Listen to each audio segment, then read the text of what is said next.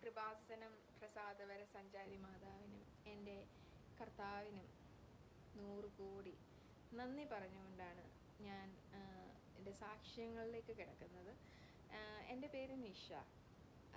Actually ഞാൻ എന്താണ് ഇങ്ങനൊരു സാക്ഷ്യം പറയാനുള്ള കാരണം എന്ന് വെച്ചാൽ, ശരിക്കും ഞാൻ കൃപാസനത്തിൽ എൻ്റെ അമ്മയുടെ തിരുസന്നിധിയിൽ പോയി സാക്ഷ്യം പറയാനാണ് ഞാൻ ഒരുങ്ങിയിരിക്കുന്നത്. അതെനിക്കിനി നാട്ടിലെത്തുന്ന അന്ന് മാത്രമേ അത് സാധിക്കത്തുള്ളൂ. അപ്പം അത്രയും നാളും എൻ്റെ അമ്മ ഞങ്ങളുടെ ലൈഫിൽ, എൻ്റെ കുടുംബത്തിൽ ചെയ്തു തന്നിട്ടുള്ള നിരവധിയായ അനുഗ്രഹങ്ങൾ മറ്റുള്ളവരെ കൂടി അറിയിക്കണം എന്നെനിക്ക് തോന്നി. കാരണം അതുമൂലം ഞങ്ങൾക്ക് കൃപാസന മാതാവ് വഴി ലഭിച്ച അനുഗ്രഹങ്ങൾ മറ്റുള്ളവരറിഞ്ഞാൽ, അവർക്കൊരാവശ്യം വന്നാൽ അവർക്കും വിളിക്കുവാൻ മാതാവുണ്ട്. കൃപാസനത്തിൽ ചെന്നാൽ നിങ്ങൾക്കും ഒരുപാട് അനുഗ്രഹങ്ങൾ കിട്ടും എന്ന് ഉറപ്പ് തരാൻ വേണ്ടിയാണ് ഞാനിങ്ങനൊരു സാക്ഷ്യം പറയുന്നത്. കാരണം നമുക്കറിയാവുന്നവരുടെ ജീവിതത്തിൽ ഓരോ കാര്യങ്ങൾ നടക്കുമ്പോൾ നമുക്കൊരു ഉറപ്പുണ്ടല്ലോ. ആ ഉറപ്പ് 100% ഉറപ്പും ഞാൻ തരികയാണ്.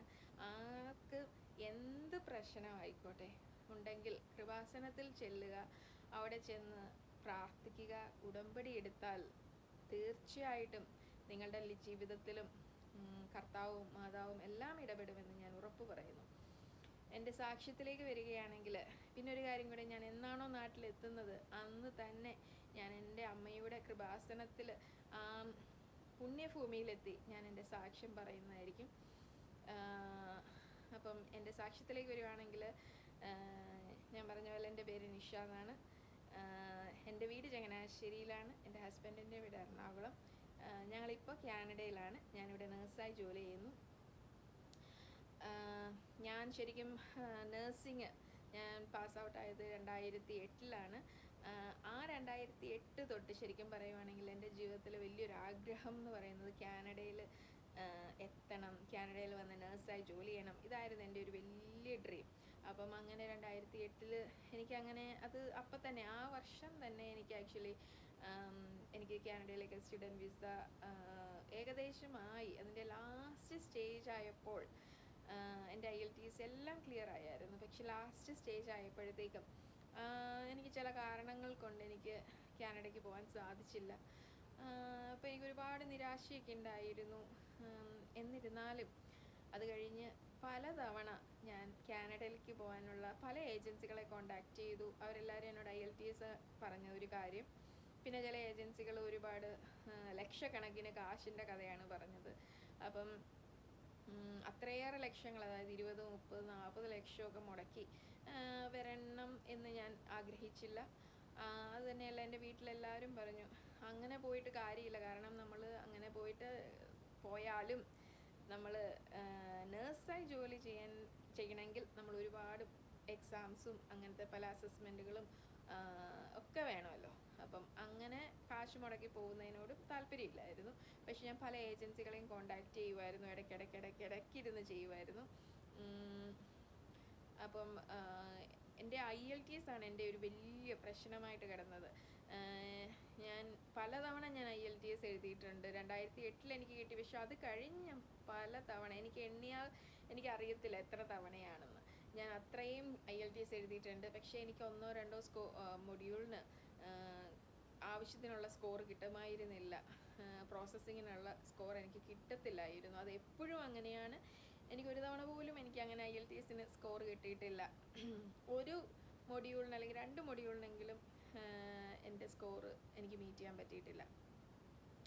അപ്പം അങ്ങനെ പലതവണ അപ്ലൈ ചെയ്ത് പലതവണ IELTS എഴുതി അവസാനം ഞാൻ തന്നെ IELTSനോട് തന്നെ മടുപ്പായി പോയി.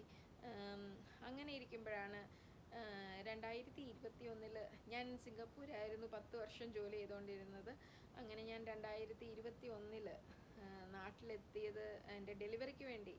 മറ്റേണിറ്റി ലീവിൽ ഞാൻ നാട്ടിലെത്തിയ സമയമാണ് 2021. അങ്ങനെ ഏപ്രിൽ മാസം 6-ാം തീയതി ഞങ്ങൾക്കൊരു കുഞ്ഞുണ്ടായി. അങ്ങനെ അത് കഴിഞ്ഞപ്പോഴാണ് സിംഗപ്പൂരിലൊരു പ്രശ്നമെന്ന് പറഞ്ഞാൽ, അവിടെ PR കിട്ടാൻ വളരെ ബുദ്ധിമുട്ടായിരുന്നു. ആ സമയത്ത് ഞാൻ അപ്ലൈ ചെയ്തിട്ടുണ്ടായിരുന്നു. പക്ഷെ അതൊക്കെ റിജക്റ്റ് ആയി പോയിട്ടുണ്ടായിരുന്നു. അവരൊരു കാരണവും പറയത്തുമില്ല. അതാണ് നമുക്ക് വീണ്ടും അപ്ലൈ ചെയ്താൽ എന്താണ് കാരണമെന്നറിയാതെ അപ്ലൈ ചെയ്യാനും പറ്റത്തില്ല. അങ്ങനെ കുഞ്ഞുണ്ടായി കഴിഞ്ഞപ്പോഴത്തേക്കും ഏപ്രിൽ ജനിച്ചു, ഒരു ജൂണൊക്കെ ആയപ്പോഴത്തേക്കും എൻ്റെ അമ്മ എന്നോട് പറഞ്ഞു, ചങ്ങനാശ്ശേരി വെച്ചെന്നോട് പറഞ്ഞു, നിങ്ങളിങ്ങനെ ചെയ്താൽ ശരിയാകത്തില്ല, കാരണം എൻ്റെ മാറ്റേണിറ്റി ലീവ് കഴിയുമ്പോഴത്തേക്ക് ഞാൻ സിംഗപ്പൂർക്ക് പോകും, അങ്ങനെ നിങ്ങൾ 3 പേരും 3 സ്ഥലത്ത്, ഭാര്യ ഒരിടത്ത് ഭർത്താവ് ഒരിടത്ത് കൊച്ചൊരിടത്ത് അങ്ങനെ ജീവിക്കാൻ പറ്റത്തില്ല, അതൊരു കുടുംബജീവിതം ആവത്തില്ല എന്ന് എൻ്റെ അമ്മ എന്നോട് പറഞ്ഞു. അങ്ങനെ അമ്മ തന്നെയാണ് UK-നെ കുറിച്ചും OET കുറിച്ചും ഒക്കെ എന്നോട് പറഞ്ഞത്. എന്നാൽ എൻ്റെ കാര്യം പറയുകയാണെങ്കിൽ ഞാൻ UK എന്നൊരു രാജ്യത്തിൽ പോകുമെന്ന് ഞാൻ സ്വപ്നത്തിൽ വിചാരിച്ചിട്ടില്ല. കാരണം എന്തോ എനിക്ക് UK-ൽ പോകണമെന്ന് ഒട്ടും ഇഷ്ടമില്ലായിരുന്നു. OET കുറിച്ച് ഞാൻ ഒരു തവണ പോലും എന്ന് വെച്ചാൽ OET എന്ന് കേട്ടിട്ടുണ്ട്, പക്ഷെ അതെന്താണെന്നോ എന്തൊക്കെയാണെന്നോ ഒന്നും ഞാൻ അന്വേഷിക്കാൻ പോയിട്ടില്ല. അങ്ങനെ അമ്മയുടെ നിർബന്ധം കൊണ്ട് ഞാൻ OET പഠിക്കാമെന്ന് വിചാരിച്ചു. കാരണം ആ സമയത്ത് UK-ക്കായിരുന്നു എത്രയും വേഗം നമുക്ക് റിക്രൂട്ട്മെൻറ്റുകൾ നടന്നുകൊണ്ടിരുന്ന ടൈമായിരുന്നു. അങ്ങനെ ഞാൻ OET പഠിക്കാമെന്ന് വിചാരിച്ചു. OET ഞാൻ ജൂലൈ മാസം തൊട്ട് പഠിക്കാൻ തുടങ്ങി. എൻ്റെ ഫാമിലിയിൽ നിന്ന് വളരെയധികം സപ്പോർട്ട് ഉണ്ടായിരുന്നു എനിക്ക് പഠിക്കാനെല്ലാം. കാരണം ആ സമയത്ത് കുഞ്ഞുണ്ട്, ബ്രസ്റ്റ് ഫീഡിങ് ഉണ്ട്. എന്നാലും അമ്മയായിരുന്നാലും പപ്പ, എൻ്റെ ഹസ്ബൻഡ്, എല്ലാവരും നല്ല രീതിയിൽ എനിക്ക് പഠിക്കാനുള്ള അവസരങ്ങൾ ഒരുക്കി തന്നു. അങ്ങനെ ഞാൻ പഠിച്ചു, ഓരോ ഓൺലൈൻ കോഴ്സൊക്കെ എടുത്തു. പക്ഷേ എന്നിരുന്നാലും എനിക്ക് 100% അല്ലെങ്കിൽ ഒരു 80% പോലും എനിക്ക് പഠിത്തത്തിലേക്ക് പോകാൻ എനിക്ക് പറ്റിയില്ല. എന്താണെന്ന് എനിക്കറിയത്തില്ല. ആ സമയത്ത് പോസ്റ്റ്മോർട്ടം പ്രോബ്ലംസ് ഒക്കെ, എനിക്ക് മാനസികമായിട്ടുള്ള പ്രോബ്ലംസ് ഒക്കെ ഉണ്ടായിരുന്നു. അങ്ങനെ എനിക്കത് ഫുൾ ടൈം പഠിക്കാനുള്ള മനസ്സ് ഉണ്ടായിരുന്നില്ല. അങ്ങനെ ഒക്ടോബർ മാസത്തിൽ ഞാൻ പോയി ഫസ്റ്റ് OET എക്സാമിന് ഡേറ്റ് എടുത്തു. ഞാൻ പോയി എക്സാം എഴുതിയപ്പോൾ എനിക്ക് വലിയ കുഴപ്പമൊന്നും തോന്നിയില്ല. കാരണം ഇംഗ്ലീഷിൽ എനിക്ക് വലിയ പ്രശ്നം ഇല്ല എന്നാണ് ഞാൻ സ്വയം കരുതിയിരിക്കുന്നത് അന്നൊക്കെ. അപ്പം എല്ലാം കിട്ടും എന്നുള്ളൊരു ചിന്തയായിരുന്നു. പക്ഷേ എൻ്റെ റിസൾട്ട് വന്നപ്പോഴത്തേക്കും എനിക്ക് OETക്ക് UK സ്കോർ കിട്ടിയില്ല, എനിക്ക് അയർലൻഡ് സ്കോറാണ് കിട്ടിയത്. പക്ഷേ എനിക്ക് അയർലൻഡിലല്ല പോകേണ്ടത്, UK-യിലാണ് പോകേണ്ടത്. അപ്പോൾ എല്ലാവരും എന്നോട് പറഞ്ഞു ഒരു തവണയും കൂടെ റിപ്പീറ്റ് ചെയ്യാൻ പറഞ്ഞു. അങ്ങനെ ഞാൻ വീണ്ടും കാര്യമായിട്ടൊന്നും പഠിച്ചില്ല. ഞാൻ പോയി ഡേറ്റ് എടുത്തു. ഡിസംബർ മാസം 1-ാം തീയതി 2021 ഡിസംബർ 1-ാം തീയതി ഞാൻ ഡേറ്റ് എടുത്ത് ഞാൻ എക്സാം എഴുതിയിട്ട് ഇറങ്ങിയിട്ട് എനിക്ക് വളരെയധികം നിരാശയായിരുന്നു. കാരണം എനിക്ക് ഒരു മൊഡ്യൂളിനും എനിക്ക് ഒന്നും ചെയ്യാൻ പറ്റിയില്ല. എനിക്ക് റീഡിങ്, ലിസണിങ് അതൊക്കെ ചിന്തിച്ചാൽ തന്നെ എനിക്ക് ടെൻഷനായിരുന്നു. കാരണം ഞാൻ ഒന്നും ചെയ്തിട്ടില്ല. ഞാൻ എല്ലാം പൊട്ടത്തരങ്ങളാണ് ചെയ്തതെന്നാണ് ഞാൻ ഇന്നും വിശ്വസിക്കുന്നത്. അങ്ങനെ ഞാൻ എക്സാം കഴിഞ്ഞിറങ്ങി. പിറ്റേ ദിവസം ഡിസംബർ മാസം 2-ാം തീയതി 2021 എൻ്റെ അമ്മ എന്നോട് പറഞ്ഞു, നമുക്ക് കൃപാസനം വരെ ഒന്ന് പോകാമെന്ന് പറഞ്ഞു. അപ്പോൾ ഞാനൊരു ചങ്ങനാശ്ശേരിക്കാരിയാണ്. കൃപാസനം ആലപ്പുഴയിലാണ്. കൃപാസനത്തിൻ്റെ വാതിക്കൽ കൂടെയാണ് അങ്ങോട്ടും ഇങ്ങോട്ടും ഒക്കെ എപ്പോഴും പോയിക്കൊണ്ടിരിക്കുന്നത്. പക്ഷെ കൃപാസനം എന്ന പള്ളി അവിടെ ഉണ്ടെന്നോ അങ്ങോട്ട് ഒരു തവണ പോലും ഞാൻ നോക്കിയിട്ടില്ല, ഞാൻ അറിയാനും ശ്രമിച്ചിട്ടില്ല. ഈവൻ എൻ്റെ അമ്മ, എൻ്റെ ഹസ്ബൻഡിൻ്റെ അമ്മ, ഞങ്ങൾ ചങ്ങനാശ്ശേരിക്ക് പോകാറുള്ളപ്പം എന്ന് വെച്ചാൽ ഓൺ ദ വേയിൽ കൃപാസനത്തിൽ നേർച്ചയിടാൻ വേണ്ടി കാശ് തരുമായിരുന്നു. എന്നിട്ട് പോലും ഞാൻ ഒരു നിമിഷം പോലും അവിടെ ഇറങ്ങി നേർച്ചയിടാൻ ഞാൻ ചെയ്തിട്ടില്ല. ഹസ്ബൻഡാണ് അതും ചെയ്തത്. അത്രയും ഞാൻ കൃപാസനത്തെ നോക്കിയിട്ടില്ല, കൃപാസനത്തെക്കുറിച്ച് ചിന്തിച്ചിട്ടില്ല, ഞാൻ അറിയാൻ ശ്രമിച്ചിട്ടും ഇല്ലായിരുന്നു. അപ്പം എൻ്റെ അമ്മ എന്നോട് ഇങ്ങനെ കൃപാസനത്തെക്കുറിച്ച് പറഞ്ഞു. 2-3 പേരെ ഞങ്ങൾ വിളിച്ച് ചോദിച്ചു, കൃപാസനത്തിൽ പോയി ഉടമ്പടി എടുത്തവർ. അവർ പറഞ്ഞു അവർക്കൊന്നും ഉടമ്പടി എന്താ വെച്ചാൽ കണ്ടിന്യൂ ചെയ്യാനോ ഒന്നും ചെയ്യാനോ അവർക്ക് സാധിച്ചില്ല, അത് വളരെ ബുദ്ധിമുട്ടുള്ള കാര്യമായിട്ടാണ് പറഞ്ഞത്. എന്നിരുന്നാലും ഡിസംബർ മാസം 4-ാം തീയതി 2021 ഞാനും എൻ്റെ ഹസ്ബൻഡും കൂടെ കൃപാസനത്തിൽ പോയി. കൃപാസനത്തെക്കുറിച്ച് ഒന്നും അറിയാതിരുന്ന ഞാൻ അന്ന് അവിടെ പോയി ഉടമ്പടി എടുക്കുന്നു, ഉടമ്പടി ക്ലാസ് കൂടി. അപ്പോഴാണ് ഞാൻ അറിയുന്നത് ഇങ്ങനെയൊക്കെ ഒരുപാട് കാര്യങ്ങൾ ചെയ്യാനുണ്ടെന്ന്. എന്നാലും എനിക്കൊന്നും തോന്നിയില്ല, നിരാശിച്ചു എടുക്കണ്ടായിരുന്നു. അന്നൊരു നിമിഷം പോലും ഞാൻ ചിന്തിച്ചിട്ടില്ല. ഞാൻ അങ്ങനെ ഉടമ്പടി എടുത്ത് ഞങ്ങൾ തിരിച്ച് വീട്ടിലെത്തി.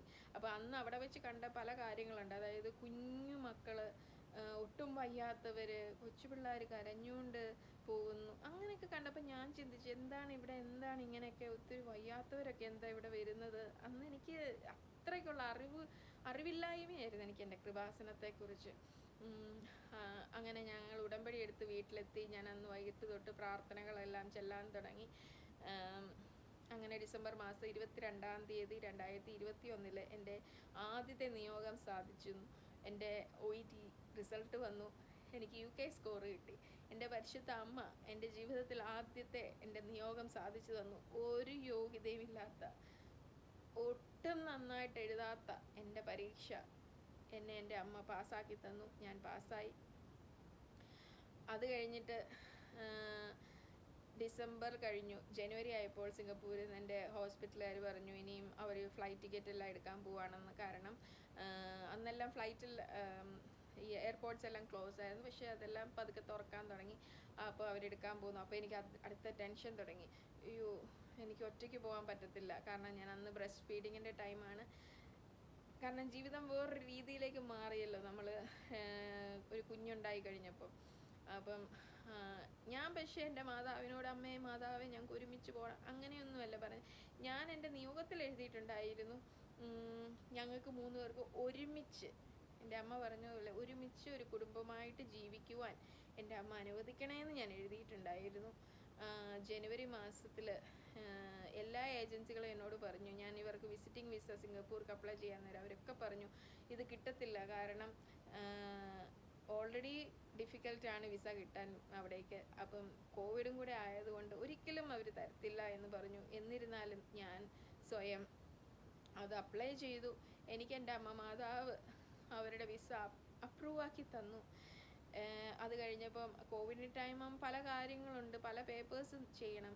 അതൊക്കെ ഞാൻ എല്ലാവരോടും ചോദിച്ചു, ഏജൻസികളോടൊക്കെ ചോദിച്ചു. ആർക്കും അറിയത്തില്ല എന്തൊക്കെ പേപ്പേഴ്സാണെന്ന്. കാരണം അതൊക്കെ തുടങ്ങുന്നതേ ഉള്ളൂ ഫ്ലൈറ്റ് വീണ്ടും. പക്ഷെ എൻ്റെ മാതാവ് എനിക്കറിയത്തില്ല, എന്നെക്കൊണ്ട് എനിക്ക് ഗൂഗിളിൽ കൂടെയും എന്നോടും ആയിട്ടും ഒക്കെ ഓരോ പേപ്പറുകളുടെ പേരുകൾ, ഓരോ ഫോമുകളെ പറ്റിയൊക്കെ എനിക്ക് അറിവ് തരാൻ തുടങ്ങി.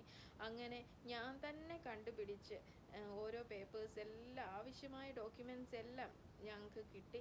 ജനുവരി 26-ാം തീയതി അങ്ങനെ ഞങ്ങൾ 3 പേരും ഒരുമിച്ച് സിംഗപ്പൂർക്ക് പോയി. അവിടെ ചെന്ന് കഴിഞ്ഞിട്ട് മാർച്ച് മാസത്തിലാണ് ഞാൻ CBT എക്സാം എഴുതുന്നത്. കാരണം UK പോകാനുള്ള അടുത്ത ഇതാണ് CBT.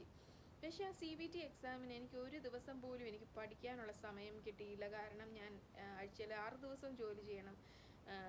പിന്നെ എനിക്ക് പഠിക്കാൻ സമയമില്ലായിരുന്നു ശരിക്കും.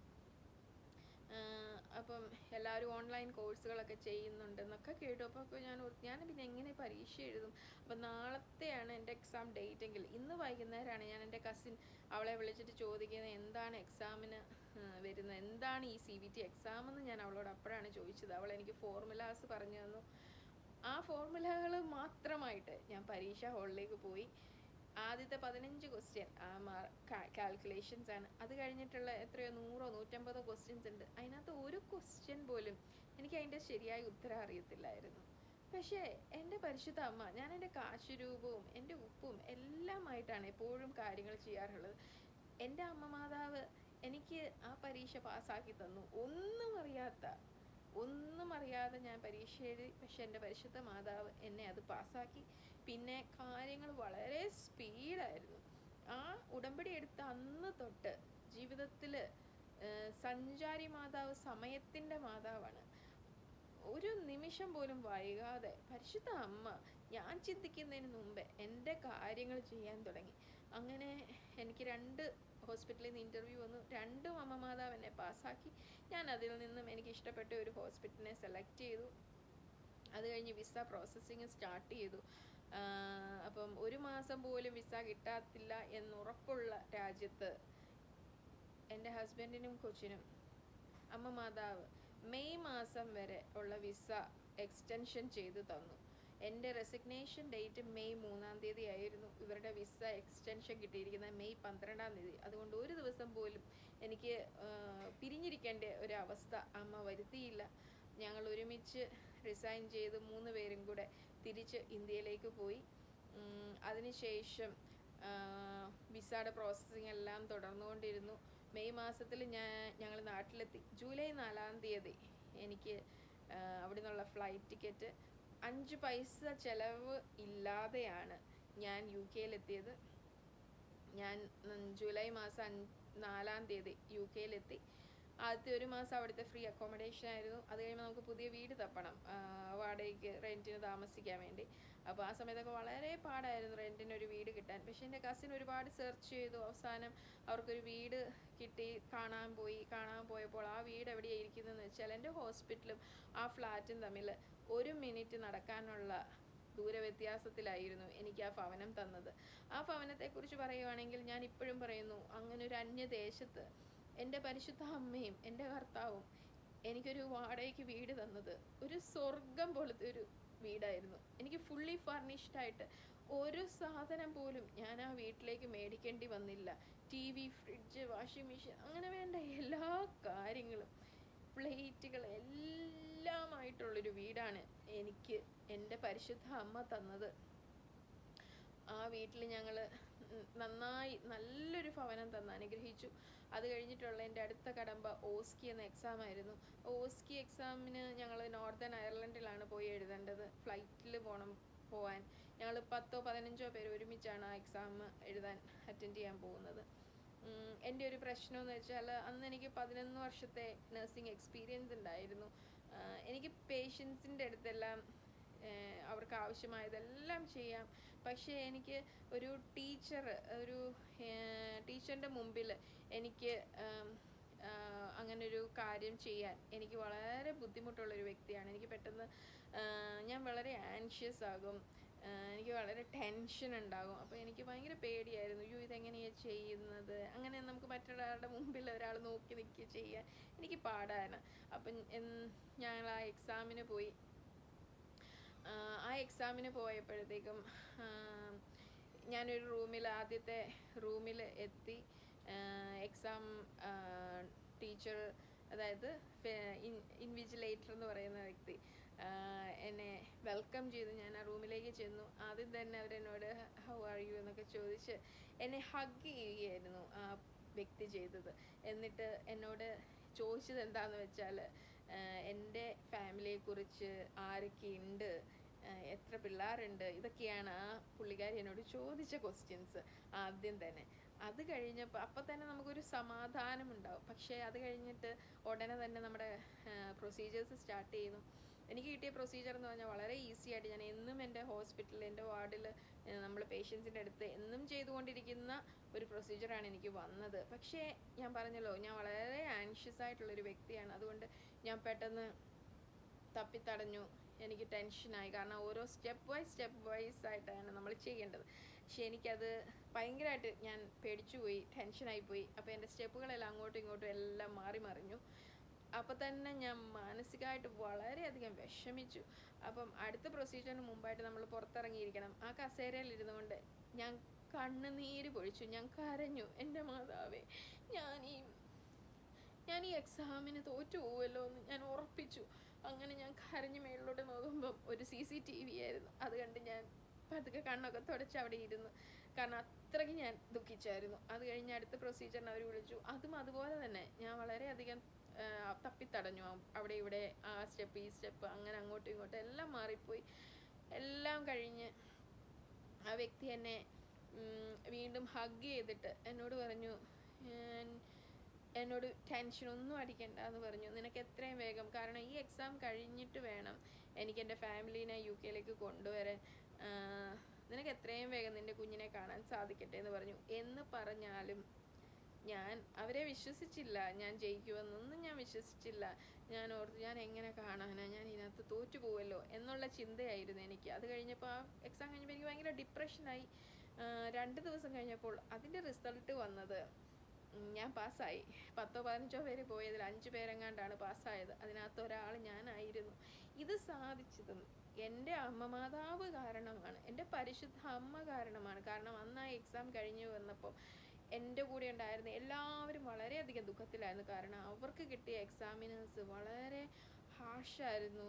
അവരെ ഒരു വഴക്ക് പറഞ്ഞു, ഒരു കാര്യം തെറ്റിയപ്പോൾ തന്നെ അവരെ ചീത്ത പറഞ്ഞു, അവരെ കൊണ്ട് ആ പ്രൊസീജിയർ നിർത്തിച്ചു എന്നൊക്കെയാണ് പറഞ്ഞത്. പക്ഷെ എൻ്റെ എക്സാമിനർ എൻ്റെ പരിശുദ്ധ അമ്മയായിരുന്നു. അമ്മ മാതാവ് എന്നെ ആ പരീക്ഷ ജയിപ്പിച്ചു. ഞാൻ ഇവരുടെ വിസ അപ്ലൈ ചെയ്തു. നവംബർ മാസം 18-ാം തീയതി 2022 ഇവർ രണ്ടുപേരും UK-യിലെത്തി നാട്ടിൽ നിന്നും. അങ്ങനെ ഞങ്ങൾ 3 പേരും വളരെ സന്തോഷത്തോടു കൂടി ഞങ്ങൾ താമസിച്ചു, ജീവിച്ചു. അപ്പം കാനഡ എന്ന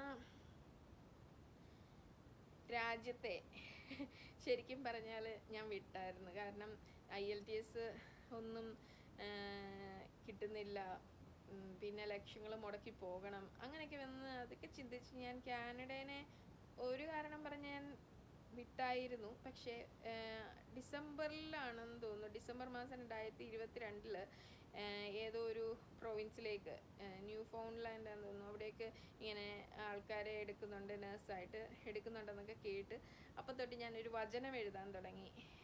വചനം എഴുതി പ്രാർത്ഥിക്കാൻ തുടങ്ങി. എനിക്കും കാനഡയ്ക്ക് പോകാൻ എന്നെ അനുവദിക്കണേ കർത്താവേ എന്നും പറഞ്ഞ് ഞാൻ വചനം എഴുതാൻ തുടങ്ങി. അങ്ങനെ ഇരുന്നപ്പോഴാണ് ജനുവരി മാസത്തിൽ 2nd വീക്കിലാണ് ഞാൻ അവിചാരിതമായി ഫേസ്ബുക്കിൽ ഞാനൊരു 2023-ലാണത്, ജനുവരി മാസത്തിൽ ഞാൻ ഫേസ്ബുക്കിൽ കാണുന്നു, British Columbia is calling nurses from UK and Ireland എന്നും പറഞ്ഞ്.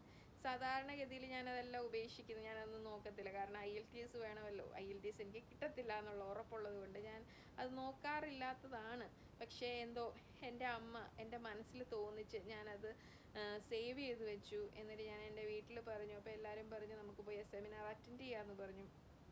അങ്ങനെ ഞങ്ങൾ സെമിനാർ അറ്റൻഡ് ചെയ്യാൻ വേണ്ടി ലണ്ടനിൽ പോയി ആ സെമിനാർ അറ്റൻഡ് ചെയ്തപ്പോഴത്തേക്കും അവിടെയുള്ള വന്ന ഒരു ഏജൻസി എന്ന് പറഞ്ഞ ഹെൽത്ത് മാർച്ച്, അതായത് കാനഡ ഗവൺമെൻറ് തന്നെ പറഞ്ഞിരിക്കുന്ന ഒരു ഏജൻസിയാണ് വന്നിരിക്കുന്നത്, ഗവൺമെൻറ്റിൻ്റെ തന്നെ ഏജൻസിയാണ് വന്നിരിക്കുന്നത് ഈ സെമിനാർ ചെയ്യാൻ വേണ്ടി. അങ്ങനെ അതിൻ്റെ ഏറ്റവും മെയിനായിട്ടുള്ളൊരു മാഡത്തിനെ ഞാൻ കാണാൻ ഇടയായി ആ സെമിനാർ കഴിഞ്ഞപ്പം. അപ്പം ആ മാഡം ഓൺ ദ സ്പോട്ടിൽ എൻ്റെ ഇമെയിൽ ID മേടിച്ചിട്ട് അത് അവരുടെ അസിസ്റ്റൻറ്റിന് കൈമാറി. പിന്നെ ആ വ്യക്തി എന്നോട് ഇമെയിലിൽ കൂടെ ഓരോ കാര്യങ്ങൾ അഡ്വൈസ് ചെയ്യാൻ തുടങ്ങി. ഇന്ന കാര്യങ്ങൾ, ഇന്ന ഫോം ഫില്ല് ചെയ്യണം, സബ്മിറ്റ് ചെയ്യണം എന്നുള്ള രീതിയിൽ തുടങ്ങി. എന്നെപ്പറ്റി പറയുകയാണെങ്കിൽ എനിക്ക് എന്ത് ചെയ്യണമെങ്കിലും എനിക്ക് പേടിയാണ്. ഞാൻ സ്വയം ഒന്നും ഒരു ഫോമും ഫില്ല് ചെയ്യുക അങ്ങനെയൊന്നും ചെയ്തിട്ടില്ല. ഞാൻ എല്ലാത്തിനും എങ്ങനെ ചെയ്യും എന്നുള്ളൊരു ടെൻഷനുള്ളൊരു വ്യക്തിയാണ്. പക്ഷേ അവർ പറഞ്ഞ ഫോമുകളെല്ലാം ഞാൻ തന്നെ ഫില്ല് ചെയ്തു. ഞാനിതെല്ലാം ഫില്ല് ചെയ്തിട്ട് എൻ്റെ അനിയത്തിക്ക് അയച്ചു കൊടുക്കും. ഇതൊക്കെ ശരിയാണോ ഞാൻ എഴുതിയിരിക്കുന്നതെന്ന് ചോദിക്കും. അവൾക്ക് നഴ്സിംഗ് ബാക്ക്ഗ്രൗണ്ട് ഒന്നുമില്ല. പക്ഷേ നോക്കിയിട്ട് ഓക്കെ ഞങ്ങളുടെ മാത്രമേ ഉള്ളൂ, വേറൊരു ഏജൻസിയോ വേറൊരാൾ നമ്മുടെ ഒന്നും നോക്കി അത് കറക്റ്റാണോ അങ്ങനെയൊന്നും പറയാൻ നമുക്ക് ഇല്ല. കാരണം മറ്റേ ഏജൻസി എന്നൊക്കെ പറഞ്ഞാൽ അത് നമ്മൾ ലക്ഷങ്ങൾ മുടക്കി ചെയ്യുന്നതാണ്. അപ്പം ഇവരെ നമുക്ക് അങ്ങനെ ഇത് ശരിയാണോ എന്ന് ചോദിക്കാൻ പറ്റത്തില്ല. അപ്പം ഞാൻ എന്താ ചിന്തിച്ചതെന്ന് വെച്ചാൽ ഈ ഫോമുകളൊക്കെ ഫില്ല് ചെയ്യുന്നു, ഇതെല്ലാം എൻ്റെ പരിശുദ്ധ അമ്മയല്ലേ കൊണ്ടു തന്നത്. ഞാൻ എല്ലാ ഫോമുകളും സബ്മിറ്റ് ചെയ്യുമ്പോൾ ഞാൻ എൻ്റെ അമ്മ മാതാവിനോട് പറയും. ഞാൻ എൻ്റെ കാശ് രൂപം പിടിച്ച് എൻ്റെ മാതാവിനെ തൈലവും തേച്ചാണ് ഞാൻ അവിടെ ഇരിക്കുന്നത്. ലാപ്ടോപ്പിൽ തൈലം തേക്കുമായിരുന്നു. ഞാൻ മാതാവിനോട് പറയും ഞാൻ ഈ അയക്കുന്ന എല്ലാം പൊട്ടത്തെറ്റുകളാണ്. കാരണം എൻ്റെ കഴിവ് എത്രത്തോളം ഉണ്ടെന്ന് എൻ്റെ മാതാവിനറിയാം. അപ്പം ഈ തെറ്റുകളെല്ലാം എൻ്റെ അമ്മ തന്നെ തിരുത്തിയിട്ട് അതിനകത്ത് ശരിയായിട്ടുള്ളത് അമ്മ എഴുതി ചേർത്ത് ആ അയക്കുന്നത് ഓഫീസറിൻ്റെ കയ്യിലായിരിക്കത്തില്ല. എൻ്റെ അമ്മ മാതാവ് അവിടെ കസേരയിലിരുന്ന് കമ്പ്യൂട്ടറിൽ കൂടെ എൻ്റെ ഫോമുകൾ നോക്കണമെന്നാണ് ഞാൻ ആദ്യം തൊട്ട് പറഞ്ഞുകൊണ്ടിരുന്നത്. അങ്ങനെ ഓരോ ഫോമുകൾ ഡോക്യുമെൻറ്റ്സ് എല്ലാം സെൻഡ് ചെയ്യാൻ തുടങ്ങി. അതെങ്ങനെ എൻ്റെ പരിശുദ്ധ അമ്മയാണ് ചെയ്യുന്നത്. കാരണം എനിക്കൊരു ചെറിയൊരു ഫോം പോലും ഫില്ല് ചെയ്യാൻ കഴിവില്ലാത്ത ഞാൻ ആ ഫോമുകളെല്ലാം സബ്മിറ്റ് ചെയ്തു. നാട്ടിൽ നിന്നുള്ള കൗൺസിലിൽ നിന്നുള്ള പേപ്പേഴ്സ് അതെല്ലാം കാനഡയിലുള്ള എൻ്റെ ഈ നഴ്സിംഗ് കൗൺസിലിലേക്കാണ് അത് അയക്കേണ്ടത്. അതെല്ലാം അയച്ചു. അതെല്ലാം അവിടെ എത്തി. ഞാൻ പിന്നെ ഇതേപ്പറ്റി അധികം എനിക്ക് ശരിക്കും പറഞ്ഞാൽ, കാരണം ജനുവരി ലാസ്റ്റ് വീക്കിൽ തുടങ്ങിയതാണ്. അപ്പോൾ ഒരു മാർച്ച് ഏപ്രിലൊക്കെ ആയപ്പോഴും ഞാൻ ഓർക്കുന്നത് ഒന്നും ആയിട്ടില്ല എന്നാണ് വിചാരിക്കുന്നത്. അപ്പോഴാണ് എനിക്ക് മെയ് മാസത്തിൽ എനിക്കൊരു മെയിൽ വരുന്നു. എൻ്റെ കാര്യങ്ങളൊക്കെ ഇവർ പ്രോസസ്സ് ചെയ്തുകൊണ്ടിരിക്കുകയാണ്. ഒരു ഫോമും കൂടെ അവർ ചോദിച്ചു. അതെൻ്റെ നേഴ്സ് മാനേജർ, UK-യിലുള്ള മാനേജർ ഉടനെ തന്നെ അയച്ചു കൊടുത്തു. ജൂൺ മാസത്തിൽ എനിക്കൊരു മെയിൽ വന്നപ്പം ഞാൻ ജസ്റ്റ് അതെന്താണെന്ന് വെച്ച് ഓപ്പൺ ചെയ്തപ്പം അത് വന്നത് BCCNM, അതായത് ബ്രിട്ടീഷ് കൊളംബിയ നഴ്സിംഗ് കൗൺസിലിൽ നിന്നാണ് എനിക്ക് ആ മെയിൽ വന്നിരിക്കുന്നത്.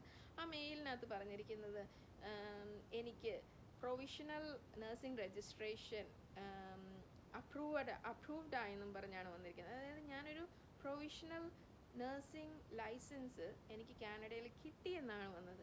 ഞാനത് കണ്ട് ഞാൻ അത്ഭുതപ്പെട്ടു. ഞാൻ അവിടെ എൻ്റെ ഹസ്ബൻഡിനെ കാണിച്ചു. ഞാൻ പറഞ്ഞു, ഇതെന്താണ്, ഇതെങ്ങനെ കിട്ടി എന്നാണ് ഞങ്ങൾ അങ്ങോട്ടും ഇങ്ങോട്ടും ചോദിച്ചത്. ഞങ്ങൾ എന്നിട്ട് എൻ്റെ വീട്ടിലൊക്കെ പറഞ്ഞ്, നമ്മുടെ വീട്ടിലെല്ലാം പറഞ്ഞപ്പോഴും എല്ലാവരും ഇതെങ്ങനെയാണ് കിട്ടിയത്. അപ്പോൾ എൻ്റെ അമ്മ എന്നോട് ആദ്യം ചോദിച്ച ചോദ്യം IELTS വേണ്ടേ എന്നാണ്. അപ്പോഴാണ് ഞാനും ചിന്തിക്കുന്നത്, എനിക്ക് IELTS വേണ്ടേ, ഇനി IELTS എഴുതണമല്ലോ എന്നുള്ള ടെൻഷനായി. ഞാൻ ഉടനെ ആ മെയിൽ അയച്ച ആ വ്യക്തിക്ക് തന്നെ തിരിച്ച് റിപ്ലൈ അയച്ചു.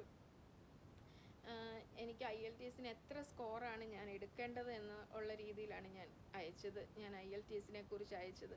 അപ്പോൾ എനിക്ക് തിരിച്ചു വന്ന മറുപടി, നിനക്ക് IELTS വേണ്ട എന്നാണ്. IELTS ഇല്ലാതെ കാനഡയിൽ നഴ്സിംഗ് രജിസ്ട്രേഷൻ എനിക്ക് കിട്ടി. അതാണ് എൻ്റെ പരിശുദ്ധ അമ്മ കൃപാസനം പ്രസാദവര സഞ്ചാരി മാതാവ്. എനിക്ക് ആ രജിസ്ട്രേഷൻ കിട്ടി. അത് കഴിഞ്ഞപ്പോഴാണ് കോമ്പിറ്റൻസി അസസ്മെൻ്റ് എന്നും പറഞ്ഞൊരു ഉണ്ടെന്ന് എനിക്കറിയാം. അതായത് കമ്പ്യൂട്ടറൈസ്ഡും പിന്നെ അവിടെയുള്ള ഒരു സ്കില്ല് നമ്മൾ ചെയ്യണം. EOSK ചെയ്തതുപോലെ നമ്മൾ കാനഡയിൽ എത്തി വേണം അത് ചെയ്യാൻ. അത് നമ്മുടെ സ്വന്തം ചിലവിന് നമ്മൾ വിസ എടുത്ത് നമ്മൾ പോയി ചെയ്യണം. അതേപ്പറ്റി ഞാൻ അപ്പോൾ അവർക്ക് മെയിൽ അയച്ചു. അപ്പോൾ ഞാൻ എങ്ങനെയാണ് കോമ്പിറ്റൻസി അസസ്മെൻറ്റ്, അപ്പോൾ അവരെനിക്ക് ഡീറ്റെയിൽ മെയിൽ തന്നു. നിനക്ക് കോമ്പിറ്റൻസി അസസ്മെൻറ്റ് വേണ്ട, IELTSും വേണ്ട എന്നുള്ള മെയിലാണ് എനിക്ക് തിരിച്ചു തന്നത്. അതിൽ പരം നമുക്ക് എന്താണ് വേണ്ടത്? ഞാൻ കാനഡ എന്ന രാജ്യത്തെ വിട്ടു. ഒരിക്കലും അങ്ങനെ ഒരു നഴ്സിംഗ് രജിസ്ട്രേഷൻ എനിക്ക് കിട്ടുമെന്ന് ഞാൻ കേട്ടിട്ടില്ല. എൻ്റെ ജീവിതത്തിൽ ഞാൻ കേട്ടിട്ടില്ലാത്ത ഒരു കാര്യം ജീവിതത്തിൽ സാധിച്ചു തരണമെങ്കിൽ അത് കൃപാസനം മാതാവിന് മാത്രമേ സാധിക്കത്തുള്ളൂ. നമ്മൾ ചിന്തിക്കുന്നതിലും അധികമായി നമുക്ക് വേണ്ടി പ്രവർത്തിക്കുന്ന പരിശുദ്ധ അമ്മയ്ക്ക് മാത്രമേ അത് സാധിക്കത്തുള്ളൂ. അതാണ് ഞങ്ങളുടെ ജീവിതത്തിൽ ഞങ്ങൾക്ക് ലഭിച്ചത്. അത് കഴിഞ്ഞിട്ട് എന്താ പറയുക, റോക്കറ്റ് പോവുക എന്ന് പറയുന്ന പോലെ, റോക്കറ്റ് പോകുന്ന പോലെ സ്പീഡിലാണ് പിന്നെ ഞങ്ങളുടെ കാര്യങ്ങൾ നടന്നത്. ആ രജിസ്ട്രേഷൻ കിട്ടി. പിന്നെ അടുത്ത് അവർ പറഞ്ഞു ഞാൻ ഹോസ്പിറ്റൽ ഇൻ്റർവ്യൂവിന് അറ്റൻഡ് ചെയ്യാൻ പറഞ്ഞു. അങ്ങനെ ഒരു രണ്ട് ഹോസ്പിറ്റലിൽ നിന്ന് എനിക്ക് ഇൻ്റർവ്യൂ വന്നു. രണ്ടും ഞാൻ എൻ്റെ അമ്മയുടെ കൃപയാൽ ഞാൻ പാസ്സായി.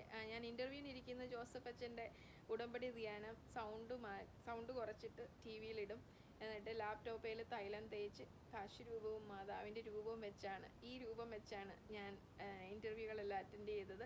2 ഇൻ്റർവ്യൂവിന് ഞാൻ പാസ്സായി. അതിനകത്തുനിന്ന് ഞാൻ ഒരെണ്ണം സെലക്ട് ചെയ്യണമെന്ന് പറഞ്ഞു. അപ്പോൾ ആദ്യം ഞാൻ ആഗ്രഹിച്ച ഹോസ്പിറ്റലിൻ്റെ ഇൻ്റർവ്യൂ പാസ്സായി. അത് 1.5 മണിക്കൂറോളം ഉണ്ടായിരുന്നു ഇൻ്റർവ്യൂ. അപ്പോൾ അവരെന്നോട് പറഞ്ഞു 2 ആഴ്ച കഴിയുമ്പോൾ അതിൻ്റെ റിസൾട്ട് മെയിൽ ചെയ്യാമെന്ന് പറഞ്ഞു. അന്ന് രാത്രി 7:30 ആയിരുന്നു എൻ്റെ ഇൻ്റർവ്യൂ. പിറ്റേ ദിവസം രാവിലെ 5:30 ഞാൻ ജോലിക്ക് പോകാൻ വേണ്ടി എഴുന്നേറ്റപ്പോൾ എൻ്റെ മെയിലിനകത്ത് എനിക്ക് വന്നത് ഓഫർ ലെറ്ററാണ്. ആ ഹോസ്പിറ്റലിലേക്കുള്ള ഓഫർ ലെറ്ററാണ് എനിക്ക് വന്നത്. അപ്പം അത് ആർക്ക് സാധിക്കും? പരിശുദ്ധ അമ്മയില്ലെങ്കിൽ എങ്ങനെ നമുക്കത് സാധിക്കും? ഒരിക്കലും സാധിക്കത്തില്ല. അങ്ങനെ ആ ഓഫർ ലെറ്റർ വന്നു. പിന്നെ അവർ പറഞ്ഞു ഓരോ വിസ പ്രോസസ്സിങ്ങുകൾ സ്റ്റാർട്ട് ചെയ്യാൻ പറഞ്ഞു. PNB എന്ന് പറയുന്ന ആപ്ലിക്കേഷൻ ഞാൻ കേട്ടത് 1 വർഷത്തോളം എടുക്കും അതിൻ്റെ ആപ്ലിക്കേഷൻ അപ്രൂവ് ആകാനെന്നാണ് ഞാൻ കേട്ടിട്ടുള്ളത്. PNB അതെൻ്റേത് അപ്ലൈ ചെയ്തിട്ട് എനിക്ക് അപ്രൂവൽ കിട്ടിയത് 7 ദിവസം കൊണ്ടാണ്. 1 വർഷം മറ്റുള്ളവർക്കാകുന്നത് 7 ദിവസം കൊണ്ട് പരിശുദ്ധ അമ്മ ഞങ്ങൾക്ക് തന്നു. അത് കഴിഞ്ഞിട്ട് അവർ പറഞ്ഞു വർക്ക് പെർമിറ്റ് അപ്ലൈ ചെയ്യാൻ പറഞ്ഞു. ആദ്യം ഞാൻ വർക്ക് പെർമിറ്റിന് അപ്ലൈ ചെയ്തു. എനിക്കും എൻ്റെ ഹസ്ബൻഡിനും കൊച്ചിനും. ഞങ്ങൾക്ക് ആ വിസ കിട്ടിയത് 3 ദിവസം കൊണ്ടാണ് എനിക്ക് അപ്രൂവൽ കിട്ടിയത്. ഇത് കേൾക്കുന്ന ആരെങ്കിലും, എനിക്കറിയില്ല നിങ്ങളൊക്കെ ഇത് ഇങ്ങനത്തെ എവിടെയെങ്കിലും കേട്ടിട്ടുണ്ടോ എന്ന് എനിക്കറിയില്ല. എൻ്റെ അറിവിൽ ഞാൻ കേട്ടിട്ടില്ല. ഞങ്ങളുടെ വിസ അപ്രൂവൽ കിട്ടിയത് 3 ദിവസം കൊണ്ടാണ്. പിന്നെ എല്ലാം വളരെ പെട്ടെന്നായിരുന്നു. ഓഗസ്റ്റ് മാസത്തിൽ 2023 ഇൻ്റർവ്യൂ അറ്റൻഡ് ചെയ്ത ഞാൻ നവംബറിൽ ഞങ്ങളുടെ വർക്ക് പെർമിറ്റ് എല്ലാം വിസ എല്ലാം ശരിയായി. ഡിസംബർ മാസത്തിലേക്ക് ഞാൻ റെസിഗ്നേഷൻ വെച്ചു. ഡിസംബർ മാസം 24-ാം തീയതി രാത്രി, അതായത് ക്രിസ്മസിൻ്റെ അന്ന് ഞങ്ങൾ കാനഡയിലെത്തി. എത്ര മാസം പോലും എനിക്കറിയത്തില്ല, 1 വർഷം പോലും എടുത്തില്ല. ശരിക്കും രജിസ്ട്രേഷൻ കിട്ടിയത് ജൂൺ മാസത്തിലാണ്. 6 മാസം കൊണ്ട് ഞാനും എൻ്റെ കുടുംബവും കാനഡ എന്ന ബ്രിട്ടീഷ് കൊളംബിയ എന്ന പ്രൊവിൻസിൽ ഞങ്ങളെത്തി. ഞങ്ങളെത്തി. പി ആറിന് ഞാൻ അപ്ലൈ ചെയ്തായിരുന്നു. അപ്പം ഡിസംബറിൽ തന്നെ ഞാൻ UK ഇരുന്ന് തന്നെ കാനഡ പി ആറിന് അപ്ലൈ ചെയ്തു. അപ്പം ഈ ഫോമുകളൊക്കെ ഫില്ല് ചെയ്തത് എല്ലാം പൊട്ടത്തെറ്റുകളാണ്. കാരണം അതിനകത്ത് എന്തൊക്കെയാണ് എഴുതിയെന്ന് എനിക്ക് ഇപ്പം ചോദിച്ചാൽ എനിക്ക് അറിയത്തില്ല. ആ ഫോമുകൾ കണ്ടാൽ ഞാൻ ഇതെന്താ ചെയ്തിരുന്നത് എന്ന് ഞാൻ സ്വയം ചോദിക്കുന്ന ഒരവസ്ഥയാണ്. അപ്പം അതെല്ലാം പരിശുദ്ധ മാതാവ് അതെല്ലാം ഫില്ല് ചെയ്യാൻ കൂട്ടുനിന്നു. അമ്മ മാതാവിനോട് ഞാൻ വീണ്ടും വീണ്ടും പറയും, ഞാൻ ഓരോ ഫോമുകളും സബ്മിറ്റ് ചെയ്യുമ്പോൾ, ഇപ്പോൾ പി ആറിന് ഒരുപാട് ഫോമുകൾ ഒരുപാട് ദിവസങ്ങളെടുത്താണ് അത് ചെയ്തത്. ഒരു ഏജൻസിയുടെയും സഹായമില്ലാതെയാണ് ഞങ്ങളത് ചെയ്തത്. കാരണം ഞാൻ എപ്പോഴും പറയുന്നത് ഒരു കാര്യമേ ഉള്ളൂ, മനുഷ്യർക്ക് അസാധ്യമായത് ദൈവത്തിന് സാധ്യമാണ്. പരിശുദ്ധ അമ്മ മാതാവാണ് എൻ്റെ ഫോമുകളെല്ലാം റിസീവ് ചെയ്ത് നോക്കാൻ പോകുന്നത്. അമ്മ മാതാവാണ് അത് അപ്രൂവ് ചെയ്യേണ്ടത്. അമ്മ നമ്മുടെ കൂടെ ഉള്ളപ്പോൾ നമ്മൾ എന്തിനു ഭയപ്പെടണം? അത്രേ ഉള്ളൂ ഞാൻ എപ്പോഴും ചോദിക്കുന്നത്. എനിക്കൊരു പ്രശ്നം വന്നാൽ, എന്തെങ്കിലും ഒരു പ്രശ്നം, എന്തെങ്കിലും ഒരു കാര്യം സാധിക്കാതെ വരികയോ അല്ലെങ്കിൽ അപ്രൂവൽ ആകാതെ വരികയോ ചെയ്താൽ ഞാൻ ഒരിക്കലും ഒരു മനുഷ്യൻ്റെയും പുറകെ പോകത്തില്ല. കാരണം ഒരു മനുഷ്യനെയും കൊണ്ടും ഞാൻ പറയുന്നത് എൻ്റെ ജീവിതത്തിലെ ഒരു കാര്യവും സാധിച്ചു തരുവാൻ ഈ ലോകത്തിൽ ഒരു മനുഷ്യനും സാധിക്കുകയില്ല. കാരണം അത് നമ്മുടെ കർത്താവിനും മാതാവിനും ഔസേ പിതാവിൻ്റെ പുണ്യാളന്മാർ പരിശുദ്ധാത്മാവ് ഇവർക്ക് മാത്രം സാധിക്കുന്നതാണ്. അതുകൊണ്ട് ഞാൻ എൻ്റെ ഞങ്ങളുടെ പി ആറിനെല്ലാം വെക്കുമ്പം ഞാൻ പറയുന്നത്, എനിക്കൊരു വ്യക്തിയോടും ചോദിക്കേണ്ട. ഞാൻ പറഞ്ഞതുപോലെ ഞാനും അനിയത്തി മാത്രമാണ് ആ ഫോമുകൾ നോക്കുന്നത്. ഞാൻ ഫില്ല് ചെയ്തത് കറക്റ്റാണോ എന്ന് ആണ് അവൾ നോക്കുന്നത്. പക്ഷേ ഞങ്ങൾക്ക് 2 പേർക്കും സ്വയം പി ആർ അപ്ലൈ ചെയ്ത് പരിചയമില്ല. അവളാണെങ്കിലും നേരത്തെ അപ്ലൈ ചെയ്ത് കാനഡയിൽ നിന്ന് അത് ഏജൻസി വഴിയായിരുന്നു. അപ്പം ഞങ്ങൾക്ക് അതേക്കുറിച്ച് യാതൊരു ധാരണയില്ല. പക്ഷെ എനിക്ക് എൻ്റെ അമ്മേനെ വിശ്വാസമാണ്. എൻ്റെ അമ്മ അവിടെ ഉണ്ടാവുമെന്ന് എനിക്കറിയാം. ആ ഫോം കിട്ടുന്നത് അമ്മയുടെ കൈകളിലാണെന്നാണ് ഞാൻ വിശ്വസിച്ചുകൊണ്ടിരിക്കുന്നത്. അങ്ങനെ ഞാനത് അപ്ലൈ ചെയ്തിട്ട് ഞങ്ങൾ കാനഡയിലെത്തി. 2023 കാനഡ പ്രോസസ്സിങ് ഫെബ്രുവരി ആദ്യം ജനുവരി ലാസ്റ്റിൽ സ്റ്റാർട്ട് ചെയ്ത ഞാൻ 2024 ജനുവരി 10 എൻ്റെ ഹോസ്പിറ്റലിൽ ഞാൻ നേഴ്സായി, രജിസ്റ്റേർഡ് നേഴ്സായി ജോലി സ്റ്റാർട്ട് ചെയ്തു. ഞാൻ എൻ്റെ സ്വപ്നത്തിലോ ഒരഴികൽ പോലും ചിന്തിക്കാത്ത നല്ലൊരു ലൈഫ്, നല്ലൊരു ജീവിതം ഞങ്ങൾക്ക് അമ്മ മാതാവ് നൽകി. അത് കഴിഞ്ഞിട്ട് എൻ്റെ ഞങ്ങളുടെ പി ആർ മാർച്ചിലാണ് അവർ ഞങ്ങളുടെ ഫയൽ എടുത്തത്. ഡിസംബറിൽ അപ്ലൈ ചെയ്തു. മാർച്ച് മാസം 2024 അവർ ഫയൽ സ്റ്റാർട്ട് ചെയ്തു, പ്രോസസ്സിങ് സ്റ്റാർട്ട് ചെയ്തെന്നുള്ള മെയിൽ എനിക്ക് വന്നു. അത് കഴിഞ്ഞ് ചില ഫോമുകളൊക്കെ അവർ ചോദിച്ചു. അതെല്ലാം ഞാൻ സബ്മിറ്റ് ചെയ്തു. അതെല്ലാം എൻ്റെ അമ്മ മാതാവാണ് കാണിച്ചു തരുന്നത് എങ്ങനെയാണ് സബ്മിറ്റ് ചെയ്യേണ്ടത്. ഞാൻ എല്ലാം മാതാവിനാണ് സബ്മിറ്റ് ചെയ്യുന്നത്. ഞാൻ ഒരിക്കലും അത് IRCCയിലല്ല ഞാൻ സബ്മിറ്റ് ചെയ്യുന്നത്. ഞാൻ എൻ്റെ മാതാവിനാണ് അപ്ലൈ ചെയ്യുന്നത്. ഞാൻ എപ്പോഴും പറയുന്നത്, മാതാവ് കസേരയിൽ പോയിരിക്കണം, എന്നിട്ട് എൻ്റെ കമ്പ്യൂട്ടർ ഓപ്പൺ ചെയ്തിട്ട് എൻ്റെ കാര്യം ചെയ്തു തരണമെന്നാണ് പറയുന്നത്. അങ്ങനെ ഞങ്ങൾക്ക് ജൂൺ മാസം 2024 ജൂൺ മാസത്തിൽ ഞങ്ങളുടെ പി ആർ പരിശുദ്ധ അമ്മ അപ്രൂവ് ആക്കി തന്നു. അത് അപ്രൂവ് ആക്കി തന്ന് എൻ്റെ അമ്മ മാതാവ് ഒരു കുറവും ഒരിടത്തും വരുത്തിയിട്ടില്ല. ഞാൻ ഒരിക്കലും ഇത് ചെയ്തില്ലേ അത് ചെയ്തില്ലേ എന്നും പറഞ്ഞ് പുറകെ പോകേണ്ട ഒരവസ്ഥ വന്നിട്ടില്ല. എല്ലാം മാതാവ്, ഞാൻ ചിന്തിക്കത്തില്ല, ഞാൻ ചിന്തിക്കുന്നതിന് മുമ്പായിട്ട് നമുക്ക് എന്താ വേണ്ടതെന്ന് എൻ്റെ അമ്മയ്ക്കറിയാം. മാതാവ് അത് ചെയ്ത് തന്നിരിക്കും. അങ്ങനെയാണ് ഞങ്ങളുടെ ജീവിതം ഇപ്പോഴും മുമ്പോട്ട് പോകുന്നത്. പി ആർ കിട്ടിക്കഴിഞ്ഞിട്ട് അതെല്ലാവർക്കും അത്ഭുതമായിരുന്നു. എൻ്റെ ഹോസ്പിറ്റലിൽ നിന്ന് എനിക്കൊരു മെയിൽ വന്നു. എൻ്റെ പി ആർ കിട്ടി 2-3 ദിവസം കഴിഞ്ഞപ്പോൾ എനിക്കൊരു മെയിൽ വന്നു. അതായത് കാനഡയിൽ ആ സമയത്താണ്, ഓഗസ്റ്റ് മാസത്തിലാണ് കാനഡയിൽ പുതിയ നിയമങ്ങൾ വരാൻ തുടങ്ങി. അതായത് പി ആർ കിട്ടാനും എല്ലാവരുടെയും വിസയ്ക്ക് പ്രശ്നങ്ങൾ വരാൻ തുടങ്ങി ഓഗസ്റ്റ് മാസം തൊട്ട്. ഞങ്ങൾക്ക് പി ആർ 3 പേർക്കും കിട്ടുന്നത് ജൂലൈ 31 കൊണ്ട് ഞങ്ങൾക്ക് ലാസ്റ്റ് വീക്കും കൊണ്ട് ഞങ്ങളുടെ പി ആർ അപ്രൂവ് ആക്കി കിട്ടി ഞങ്ങൾക്ക്.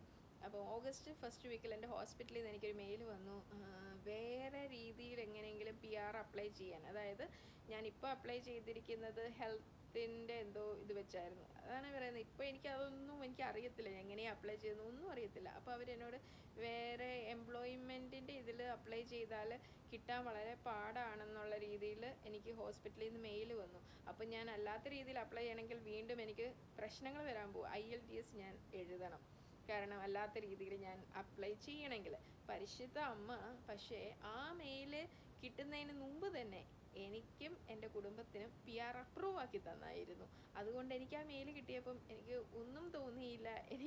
ഞാൻ എൻ്റെ അമ്മേനെ എന്താ പറയുക, പ്രൈസ് ചെയ്യുമായിരുന്നു. അത് കഴിഞ്ഞപ്പോഴത്തേക്കും ഞാൻ അവർക്ക് തിരിച്ച് റിപ്ലൈ അയച്ചു, oh sorry, we got the PR. ഞാനത് അവരെ ഇൻഫോം ചെയ്യാൻ വിട്ടുപോയതാണ്. PR കിട്ടിയെന്ന് പറഞ്ഞപ്പോൾ അവർക്ക് അത്ഭുതമായിരുന്നു. അവർ ശരിക്കും ചോദിച്ചു, നിങ്ങൾക്ക് 3 പേർക്കും കിട്ടിയോ? ഞാൻ പറഞ്ഞു കിട്ടി. ഓ, അത് വളരെ ഫാസ്റ്റാണ്. അവരുടെ തന്നെ ലൈഫിൽ അവർക്ക് അങ്ങനെ ഒരു എക്സ്പീരിയൻസ് ഉണ്ടായിട്ടില്ല. അത്രയും ഫാസ്റ്റായിട്ട്, അത് മാർച്ചിലാണ് ഞങ്ങളുടെ ഫയൽ എടുത്തത്. ജൂലൈ മാസം കൊണ്ട് ഞങ്ങളുടെ PR 3 പേർക്കും അപ്രൂവ് ആക്കി കിട്ടി, മാതാവ് തന്നു.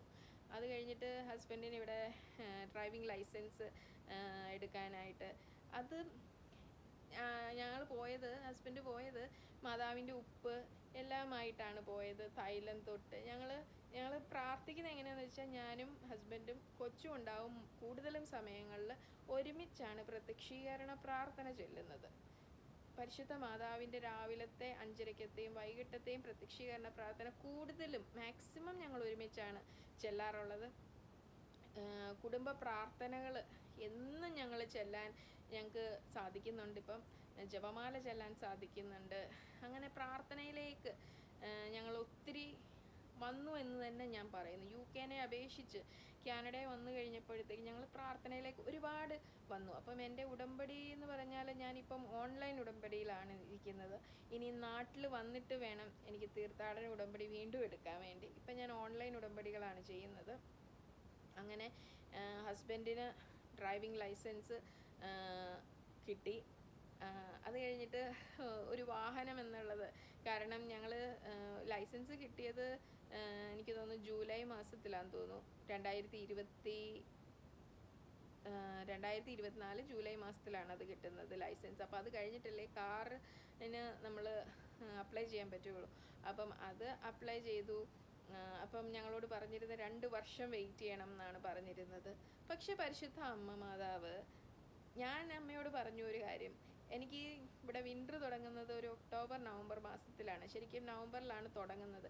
എനിക്ക് ആ വിൻ്റർ തുടങ്ങുമ്പോൾ അമ്മേ മാതാവേ, കുഞ്ഞിനെയും കൊണ്ട് ടാക്സി വിളിക്കാനോ അല്ലെങ്കിൽ നടന്ന് പോകാനൊക്കെ ഭയങ്കര ബുദ്ധിമുട്ടായിരിക്കും, സ്നോയ്ക്കകത്തും തണുപ്പിനകത്തൂടെ. ഞാൻ മാതാവിനോട് പറഞ്ഞ ഒരു കാര്യമുണ്ട്, അമ്മ മാതാവെ, തണുപ്പ് തുടങ്ങുന്നതിന് മുമ്പ് ഞങ്ങൾക്കൊരു വാഹനം എൻ്റെ അമ്മ മേടിച്ചു തരണമെന്നേ പറഞ്ഞുള്ളൂ.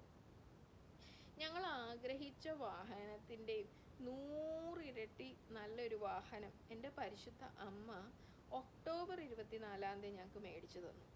അറിയാമോ, ഒക്ടോബർ മാസം 24-ാം തീയതി ഞങ്ങൾക്ക് പരിശുദ്ധ അമ്മ നല്ലൊരു വാഹനം മേടിച്ചു തന്നു. നവംബറിൽ വിൻ്റർ തുടങ്ങുന്നതിന് മുമ്പ് വാഹനം ഞങ്ങൾക്ക് മേടിച്ചു തന്നു. അങ്ങനെ പരിശുദ്ധ അമ്മ മാതാവ് ഞങ്ങളുടെ ജീവിതത്തിൽ ഒരുപാട് അത്ഭുതങ്ങൾ ചെയ്തുകൊണ്ടിരിക്കുന്നു. ഇന്നും എന്നും എപ്പോഴും മാതാവിൻ്റെ ഉടമ്പടിയിൽ ജീവിക്കുമെന്ന് ഞാൻ പൂർണ്ണമായും വിശ്വസിക്കുന്നു, പൂർണ്ണമായും പറയുന്നു. ഞങ്ങൾ എവിടെ പോകുന്നതിന് മുമ്പ് മാതാവിൻ്റെ തൈലം തേക്കും, ഞങ്ങളുടെ വാഹനത്തെ തേക്കും. ഞങ്ങൾ അങ്ങനെ മാതാവിൽ ജീവിക്കുന്നു. മാതാവിൻ്റെ ഉപ്പ്, നേർച്ച വസ്തുക്കൾ, തൈലം, അങ്ങനെ എല്ലാം ഉപയോഗിച്ചാണ് ഞങ്ങൾ ജീവിക്കുന്നത്.